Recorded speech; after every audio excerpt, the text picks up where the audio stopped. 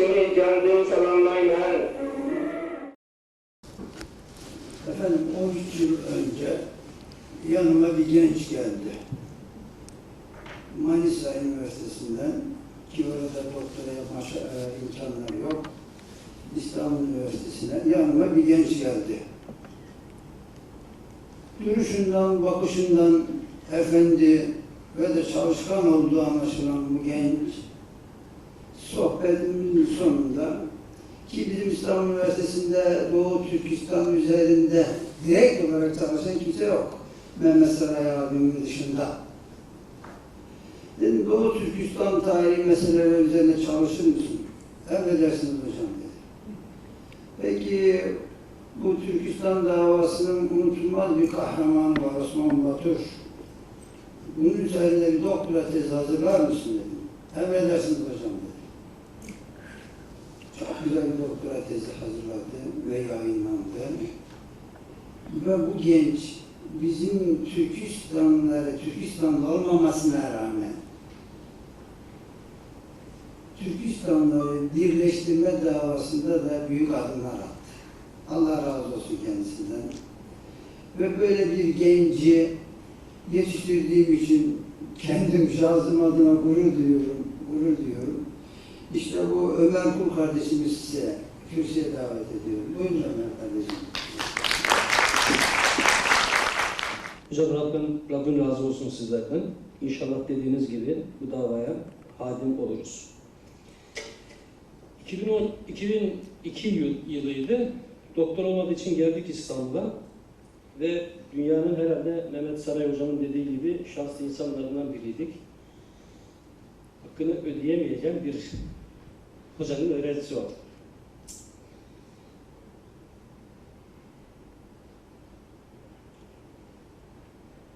Ve gerçekten de mazlum, mağdur, haklı davalarında haksız olan bir milletin davasının sesi olmaya gayret etti. İnşallah günahlarımızın taksiratı olur diyelim yaptıklarımız. Tabii bu duygu yoğunluğun üzerine konuşabilir miyim bilemiyorum ama burada bir hocam var yine. Muzaffer abim. İstanbul'a geldiğimizde, doktora çalışmaya başladığımızda hocamın odasında bir eser gördüm. Hamidullah Tarım, Türkistan Tarihi. Ve o zaman Muzaffer hocam demişti ki, Ömer bu çalışmayı da yapmak lazım. Tabii Hamidullah Tarım'ı tanımıyorum, bilmiyorum. Türkistan tarihi nedir bilmiyorum ama işin içerisine girince önemli olduğunu gördüm ve anladım. Çünkü Hamidullah Tarım aynen Mehmet Emin Buray gibi 1931 yılında o İstiklal mücadelesinde cephede savaşmış, yaralanmış, gazi olmuş. Yaralanmasına rağmen gene ayağa kalkıp hatta sakat o cephede mücadele eden insanların durumlarını yazıda bildiği için onlara katiplik yapmış. Ve bu özelliğinden dolayı da 1933 hükümetinin Cumhurbaşkanı Hoca Niyaz Hacı'nın katipliği vazifesini de görmüş. Bizim için, tarihçiler için, araştırmacılar için en önemli şey kaynak esere ulaşmak. Yani olayın içerisinde bizzat yaşayan insanların yazmış oldukları bizim için çok değerli. Tabii Muzaffer abimin de emri, sonraki yıllarda ne yapabiliriz? Bize bir yiğit gerekiyordu. Çünkü eser Çağatay Uygurcasında yazılmış ve bugüne kadar bir tıpkı basımı yapıldıktan sonra çevrilmemişti. Bir yiğit Uygur kardeşim de çıktı. Ona bu eseri verdim ve dedim ki 3 ay sonra git incele, altından kalkabilir misin, okuyabilir misin? Geri dön, onun üzerine bir çalışma yapıp yapamayacağımıza karar verelim. O gencimiz de sağ olsun, bugün aslında işleri dolayısıyla burada değil ama burada olacaktı. Böyle bir eseri ilim alemine kazandırdı. Tabii yolunu açan Muzaffer Ürekli abime teşekkür ediyorum. Ve Mehmet Emin Buğra sempozyumuyla ilgili ne yapabiliriz dediğimizde böyle bir çalışma var. Ve bu çalışmada biz Doğu Türkistan siyasi tarihini ortaya koyarken 1933 hükümeti döneminde mücadele içerisinde bulunmuş insanların birbiriyle de mücadele ettiğini, aslında tek vücut olup davayı beraber yürütmeleri gerekirken içeride bazı anlaşmazlıkların olduğunu, hatta bir hükümetin Kaşgar'da, bir hükümetin de Hoten'de kurulduğunu, 33 hükümeti için biliyorum. Hep bunun nihayetinde de işte bu harekete önderlik eden kişilerin davaya bakışlarında sıkıntıların olduğunu, Hoca Niyaz Hacı için ki Cumhuriyet'in, 33 Cumhuriyeti'nin Cumhurbaşkanı'dır. Onun için de işte Rusya ile anlaşma yapmış, silah anlaşması yapması neticesinde araya husumet girdiğinden bahsedilirdi. Ben de hep merak etmişimdir. Bir kaynak eser, bu kaynak eserde bu mücadeleler nasıl anlatılıyor? Hamidullah Tarım açısından ise daha da ehemmiyetli kılan bu konuyu, Hamidullah Tarım az önce de ifade ettiğim gibi Hoca Niyaz Hacı'nın özel savaş katibi. Ama Mehmet Emin Bura ise Hoten'deki hareketin liderlerinden.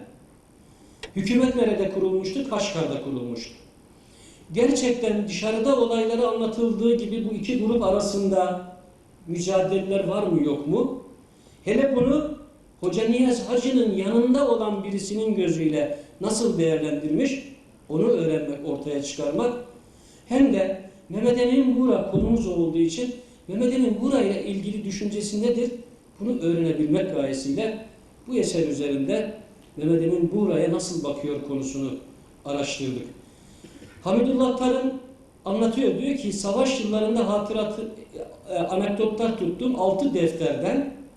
Daha sonra 49'da hac için çıktığı ve Suudi Arabistan'a yerleştiği dönemde bunları kaleme almasından ve 1973 yılında İstanbul'a gelince bunların hepsini cem edip bir kitap haline getirmesinden bahsediyor. Ve bu eserin içerisinde konularla, zikrettiğim konularla ilgili düşünceler, yazarın ne kadar objektif olduğunu, olaylara ne kadar tarafsız baktığını da ortaya koyabiliyoruz. Tabii ki kaynak eser önemlidir ama kaynak eserde ifade edilen cümleler konuya mahsus olan hususlarda kişinin ne dediğini de bizim tetkik etmemizi gerektirirdi. Şunu öğrendim sevinerek ki birçok eserde Hoten-Kaşgar çatışması diye ifade edilen konuda Hamidullah Tarım Kaşgarlıların hükümet kurarken kanuna, nizama uygun olarak bu hükümeti kurduklarından özetle söylüyorum bahseder. Dahası Hoca Niyaz Hacıların Hoten'e gelip hükümeti kurmasından sonra ise bu hükümete intibak ettiklerini, bakınız bunu söyleyen Hotenlilerin yanında bulunan, onların katipliğini yapan bir şahıs. Bunun için tarihi aslında not tutmuş. Birçok eserin yazdığı gibi Hoten'le Kaşgar arasında bugün de Çinlilerin bir siyaset olarak çok yaptıkları Hotenli, Kaşgarlı, Gulcalı, Yarkentli muhabbetinin aslında ne kadar suni ve yanlış olduğunu da bu eser bize gösteriyor. Bu anlamda da önemli. Ve Hoten'de kurulan hükümetten sonra araya nifak tohumları sokan bazı yine Uygur, Tungan askerlerinin veya bölgede görevli kişilerin Hoca Niyaz Hacı'yı Kaşgar hükümeti ve Kaşgar'da mücadele edenler hakkında dolduruşa getirdiğini ve bunun üzerine Hoca Niyaz Hacı'nın 2 görevli Kaşgar'a vali ve kaymakam atadığını, bu kişileri gizlice görevli olarak Kaşgar'a gönderdiğini, Kaşgar'a gönderdikten sonra bu kişilere Kaşgar'da bulunan liderlerin gayet güzel, yakışır bir şekilde devlet adamı olarak kabul ettiklerini, daha sonra Hoca Niyaz Hacı'ya bu kişilerin yazdığı raporlardan yine bu eserde bahsederek biz öğreniyoruz. Demek ki Doğu Türkistan tarihinin bu dönemiyle alakalı bundan sonra yazı yazacaklar, mutlaka önce bu esere müracaat etmeliler. İkinci olarak konuyu ben çok uzatmayacağım. Birçok hocam bu konuda da bahsediyor. Benim açımdan bu eserin bir diğer önemli özelliği ve yönü üç efendiler hakkında ne söylüyor olduğu. Üç efendilerden Mehmet Emin Bura hakkında ne söylüyor olduğu. Ve genel hatlarıyla ben diğer eserleri de, dönemin diğer eserlerini de takip ettiğim için Hamidullah Tar'ın Üç Efendiler hakkında Üç Efendilerin dilindeki gibi ifade etmesi de çok önemli. Neden önemli? Bu eserini Türkiye'ye geldikten sonra yazmış, tamamlamış olmuş olsaydı diyebilirdi ki Türkiye'deki belki dostlukları var diye olumlu şeyler yazmıştır, olumsuzluklarını gözden kaçırmıştır. Bunu da yapmamıştır yazar. Objektiftir. Çünkü eserini Suudi Arabistan'dayken yazmış. Türkiye'ye geldiğinde sadece o 6 defteri bir araya getirmiş, cem etmiş. O zaman bir menfaati olmadan bir konu hakkında hüküm veren birisi bana göre daha objektiftir. Evet, biliyorum belki 1945 yılından sonra kurulan, daha sonra 47'de Üç Efendilerin benim tırnak içerisinde milli cephe diye ifade ettiğim iktidara geldikleri dönemde Hamidullah Tarım da onların yanındaydı. Onlarla beraber hareket ediyordu. Onların görevlendirmeleriyle okul açma, bölgede iki grup arasındaki çatışmaların, sıkıntıların giderilmesi noktasında, teftişlik noktasında Doğu Türkistan'ın birçok yerine gitmiş bir şahsiyet. Ama uzun yıllar Üç Efendimden de ayrı bulunmuş bir şahsiyet. Sonra onun yaptıkları, onun yazdıkları bizim bu olayları değerlendirirken, bu olayları tekrar yazarken, tekrar yorumlarken objektif olup olmadığına bakmamız açısından da gerçekten sağlıklı ve kaynak eser olması açısından söyledikleri çok önemli. İsa Yusuf Alptekin, Mehmet Emin Buğra ve Mesut Sabri Bayburcu hakkında yazdıkları da gerçekten şitayiş onlardan bahseden değerli bilgiler içeriyor. Ben sadece başlıklar halinde nelerden bahsettiğini sizlerle paylaşıp konuşmamı tamamlayacağım. Diyor ki başlık olarak Üç Efendilerin üçüncüsü Muhammed Emin Bey'dir.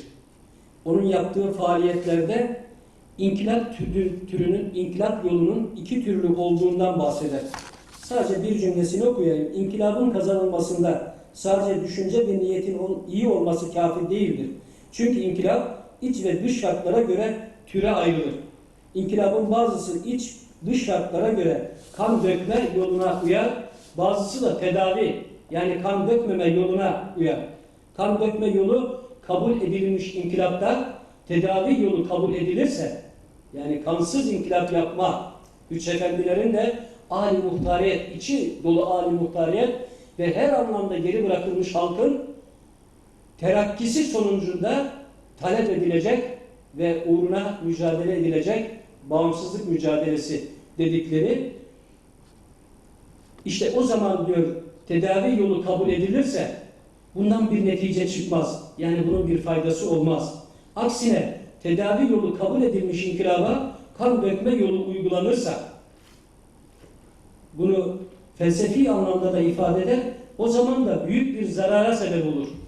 Demek ki düşüncem doğru, niyetim iyi deyip iç ve dış şartları hesaba katmadan kan dökme yolu uygulanırsa yanlış olur. Yani bu iki yol yerli yerinde uygulanırsa kan dökmenin getireceği sonuç hızlı ve güçlü olur.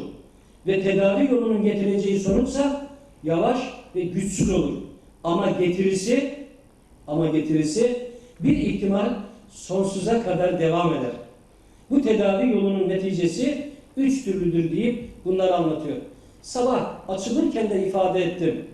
Doğu Türkistanlılar maalesef global bir köy haline gelmiş bu dünyada, dünyanın bir ucundaki olaydan nasibini alıyor. Hem de menfi yönde alıyor. Bu durumda önümüzdeki 10 yıllarda Doğu Türkistanlılar için ehemmiyetli olan dini ve milli kimliklerini korumaktan geçiyor. Çünkü karşınızda sizden çok ve çok güçlü ve sizin için çok farklı A, B, C, D planları olan ve maalesef bu mücadelede yalnız olduğunuz bir ortamda yaşıyorsunuz. Bunun için öncelikle varlığınızın devam ettirilebilmesi gerekiyor. Ki geçmişten günümüze bu varlık etki tepki sonucu devam ediyor.